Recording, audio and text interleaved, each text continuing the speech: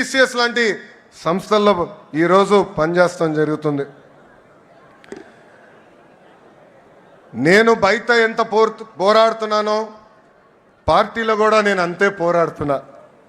నా లక్ష్యం ఒకటే, పార్టీ కోసం అహర్నిశలు కష్టపడిన కార్యకర్తల నాయకులకి గుర్తింపు ఉండాలి. గ్రామ స్థాయి నాయకులు రాష్ట్ర స్థాయికి ఎదగాలి, పాలిట్ బ్యూరో రూమ్లో అడుగు పెట్టాలనేదే నా లక్ష్యం. పార్టీ ముందు ఒక ప్రతిపాదన ఉంచాను. 3 టర్మ్లు ఒక పదవి చేసిన తర్వాత పై పదవి కన్నా వెళ్ళాలి, లేదంటే ఒక్క టర్మ్ బ్రేక్ తీసుకోవాలి. జాతీయ ప్రధాన కార్యదర్శిగా నేను ఈరోజు 4వ టర్మ్లో ఉన్నాను. గౌరవ అధ్యక్షుడు వారిని నేను కోరేది ఆ సంస్కరణ నాతో మొదలు పెట్టాలని ఈ సభాముఖంగా నేను కోరుతున్నాను. ఇది జరిగితేనే పార్టీలో కదలిక వస్తుంది. యువతకి రెక్కలొచ్చి రాజకీయాల్లో మెరుగైన అవకాశాలు వస్తాయి. నా స్టైల్ ఒకటే, సీనియర్ని జూనియర్ని సమానం గౌరవిస్తా, పనిచేసే వాళ్ళకే నేను ప్రమోషన్ ఇస్తా. పసుపు జెండా ఇంకో 40 ఏళ్ళు రెపరెపలాడాలి. దానికి ఎప్పుడు నిరంతరం పార్టీలో యువరక్తం పారాలి. దానికి అందరి సహకారం ఉండాలి. పెద్దలందరూ కూడా ఈరోజు పాలిట్ బ్యూరో సభ్యులందరూ కూడా యువకుల్ని పెద్ద ఎత్తున ప్రోత్సహిస్తున్నారు.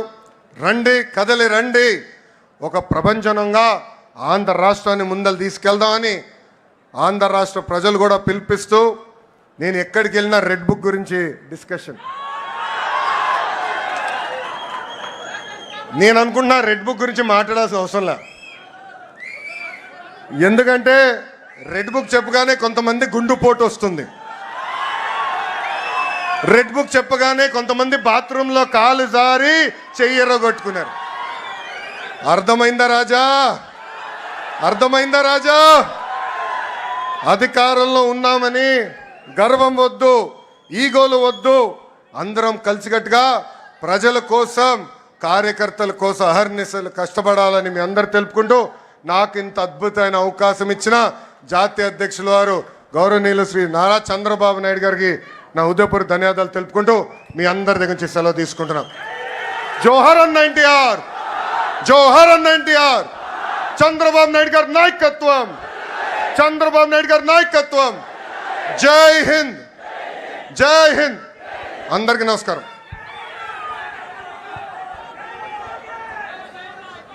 జాతీయ ప్రధాన కార్యదర్శి గారికి ధన్యవాదాలు తెలియజేస్తూ, ఈరోజు తెలుగుదేశం పార్టీ కోటి సభ్యతలతో